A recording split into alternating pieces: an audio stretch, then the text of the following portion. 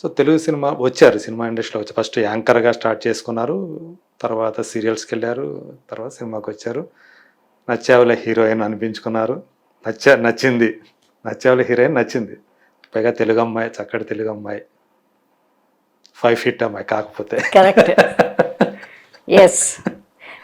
మొన్నే నేనేమి ఇంతకుముందు అంటే మనం ఏజ్ పెరిగే కొద్దీ ఎక్స్పీరియన్స్ గెయిన్ చేసుకునే కొద్దీ కొన్ని విషయాల్ని మనం యాక్సెప్ట్ చేసుకుంటూ వస్తాం.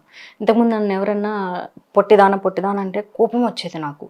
ఇప్పుడు అవును రాబాయ్ నేను పొట్టిదాన్ని అయితే ఏంటి, ఇప్పుడు ఏదైనా ప్రాబ్లమా, నేను ఇంతే. ఇప్పుడు నేను ప్రపంచంలో నాకు వచ్చిన ప్రాబ్లమ్ ఏమన్నా దాచిపెట్టుకోగలను, కానీ నా హైట్ని నేను దాచిపెట్టుకోలేను. కావాలంటే హీల్స్ వేసుకొని మేనేజ్ చేయగలను, బట్ నేను షార్ట్. నిన్న కాక మొన్న ఇన్స్టాగ్రామ్లో కొన్ని స్టోరీస్ నాకు భలే ఇంట్రెస్టింగ్గా ఉంటే నేను చాలా ప్రౌడ్గా షేర్ చేస్తా. హైట్ అని క్యాట్ని పెట్టారు, యాటిట్యూడ్ అని టైగర్ని పెట్టారు. దిస్ ఈజ్ మీ అని చెప్పి నేను షేర్ చేసుకున్నా. నా హైట్ క్యాట్ అంతే, కానీ నా యాటిట్యూడ్ టైగర్ అంతే. యాటిట్యూడ్ అంటే పొగరు కాదు, అక్కడ ఆత్మాభిమానం, యాటిట్యూడ్. అసలు మనకు లేకపోతే మనం మనిషిగా మనకేముంది అని మా పిల్లికే చాలా యాటిట్యూడ్. కొంతమంది దాన్ని తప్పుగా చూస్తారు, వీడికి లేదా ఈ అమ్మాయికి యాటిట్యూడ్ ఎక్కువ అంటారు. యాటిట్యూడ్ అంటే ఇక్కడ 2 రకాలు వస్తుంది, over attitude, real attitude. Real attitude అంటే మన ఆత్మగౌరవాన్ని మనం కాపాడుకోవడం. మీకు యాటిట్యూడ్ లేదు అనుకో, ఇక మీరంటూ వ్యక్తిగా మీరు లేనట్లే, అంతే, సప్రెస్ చేస్తారు. నేను ఎప్పుడు చెప్తూ ఉంటా, I don't have any over attitude.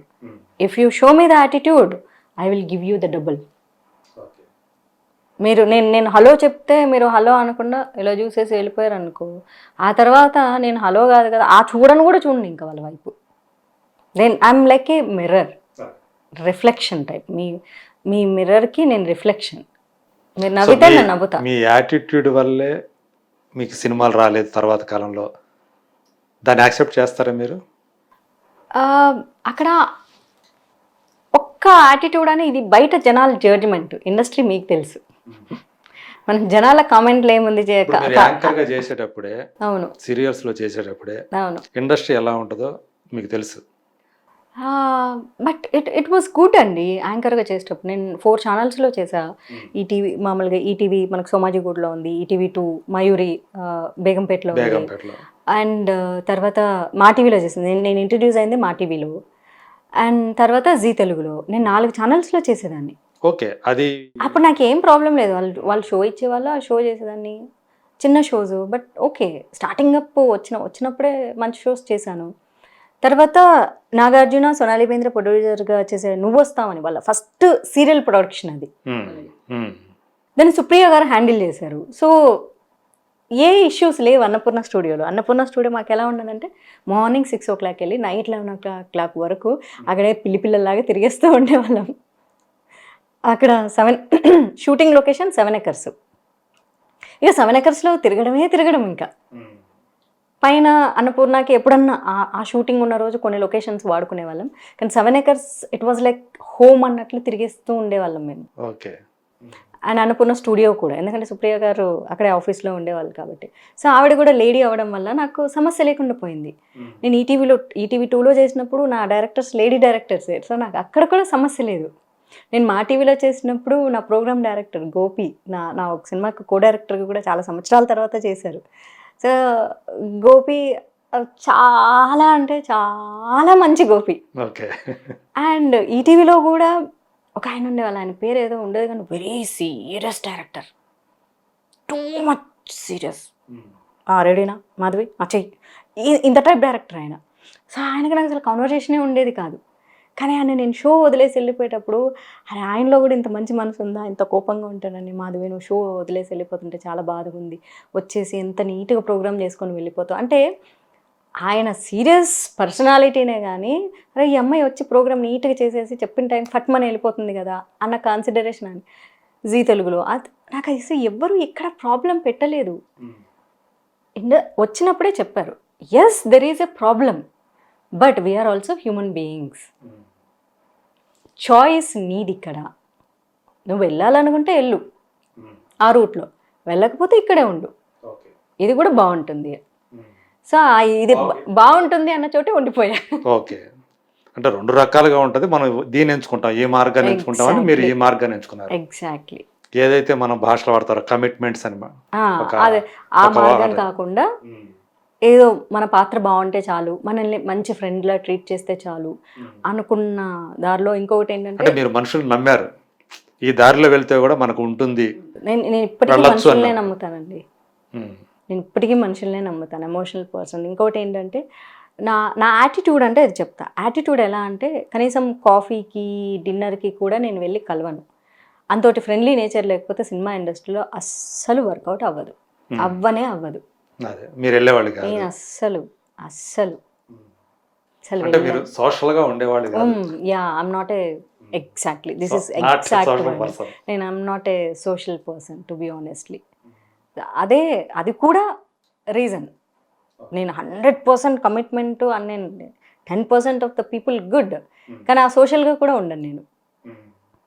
అది కష్టం. సో దీంతో అంటే ఎవరైనా రికమెండ్ చేయడానికి కూడా చేసేవాళ్ళు కాదు. కాదు. సో ఈ అమ్మాయి ఎలా అండ్ ఉంటుంది? ఇంకొకటి ఏదైతే ఫస్ట్ మూవీ తర్వాత ఒక వెళ్ళిపోయిందో ఇండస్ట్రీలోకి, షీఈ్ నాట్ కోఆపరేటివ్ అనే వర్డ్ ఇండస్ట్రీలో బాగా చాలా ఫాస్ట్ వెళ్ళిపోతాయి. చాలా అది ఫస్ట్ ఇప్పుడు సినిమా చేసినప్పుడు డైరెక్టర్కో ప్రొడ్యూసర్కో ఫోన్ చేసి అమ్మాయి ఎలాంటిది సినిమాలో పెట్టాలనుకుంటున్నాము అంటే షీఈ్ నాట్ కోఆపరేటివ్ అని చెప్పేశారు. So naturally and of course అప్పుడు కూడా ఎప్పుడు సమాజం మొత్తం 100% చెడ్డ ఉండదు. ఆ 10%లో కూడా అరే ఈ అమ్మాయికి హిట్ వచ్చింది కదా, ఈ అమ్మాయిని మా సినిమాలో పెట్టుకుందాం అనేటోళ్ళు కూడా చాలామంది వచ్చారు, మంచి డబ్బులు ఆఫర్ చేశారు. అమ్మ నువ్వు అసలు ఇట్లాంటివి కూడా విన్నా. అమ్మ నువ్వు పొద్దున 6 గంటలకు షూటింగ్ వచ్చి సాయంత్రం 6 గంటలకు ప్యాకప్ అయ్యాక వెళ్ళిపోమ్మా అంటే నేను మేనేజర్ని అడిగా, ఎవరైనా అదే చేస్తారు కదా. మా మేనేజర్ అయ్యో మెంటల్ నీకు అసలు అర్థం కావట్లేదు ఆయన ఏమన్నారు అని. ఏమన్నారు, మార్నింగ్ 6 o'clock రామ్మా, ఈవినింగ్ 6 o'clock ప్యాకప్ వెళ్ళిపోమ్మా అన్నారు అని. అంతే కదా అనింది అని. ఏ మెంటల్, మాకేం కమిట్మెంట్ అక్కర్లేదు, సినిమా చేయి చాలు, డబ్బులు ఇస్తాం అంటున్నారని. ఓ అచ్చా ఓకే, దీని వెనకాల ఇంత మీనింగ్ ఉందా. ఫ్లాష్ సడన్గా ఫ్లాష్ అవ్వలేదు అంటే ఏదో నాకు తెలియని అమాయకురాలని కాదు, ఆ మూమెంట్ ఫ్లాష్ అవ్వలేదు అంతే. సో అలా ప్రతిదానికి ఒక అంతరార్థం ఉంటది అక్కడ భాషలో. అది సినిమా ఇండస్ట్రీలోనే అది ఉంటుంది. ప్రత్యేకంగా ఆడపిల్లలతో మాట్లాడే వాటిలో ఉంటుంది అది. కరెక్ట్.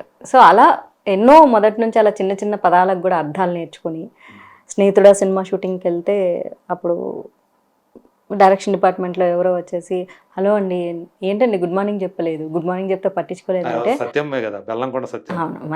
He's amazing. సి ఎప్పుడు మంచోళ్ళని అనాలి, తప్పదు. Is a very amazing person. ఇప్పటికీ చెప్తాను, నాతో ఇప్పటికే మా ఇద్దరి మధ్య జరుగుతూ ఉంటుంది, మాట్లాడుకుంటా. Very nice person. అసలు 15 days షెడ్యూల్ వేసుకుంటే 13 daysలో ఫినిష్ చేసింది మేము. ఆయన చాలా ప్రౌడ్గా చెప్పాడు మీడియాకి.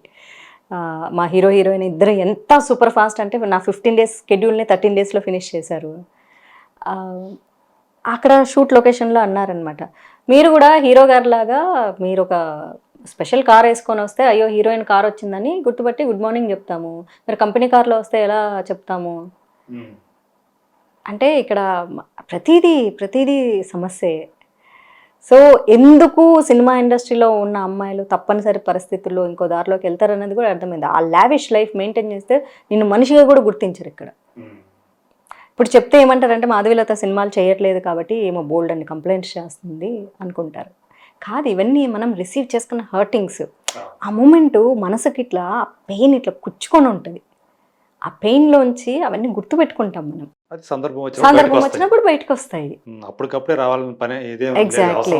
ఎస్పెషల్లీ సినిమా ఇండస్ట్రీ గురించి ఒక మంచి మాట చెప్పాలి అంటే, దినదిన గండం నూరేళ్ళ ఆయుష్ బతుకు సినిమా ఇండస్ట్రీలో. ఎప్పుడు ఆఫర్ వస్తుందో తెలియదు, ఎప్పుడు పీకేస్తారో తెలియదు. ఉన్నకాడికే 4 రోజులు ఉన్నకాడి అందుకనే ఒక నానుడు అంటారు, దీపం ఉండగానే చక్కదిద్దుకోవాలి. ఇక్కడ ఏదన్నా మాట్లాడాలంటే భయం, అవకాశం పోతుంది. ఎవరికి నో అంటే అవకాశం పోతుంది, ఇవ్వరు. దానికి నేనే ఎగ్జాంపుల్. ఇక వేరే వాళ్ళని ఎవరిని చూపించక్కర్లేదు. సో అందుకే నేను వేరే అమ్మాయిల కంటే బీ స్మార్ట్ అని చెప్తాను అంతే. I don't tell anything, be smart.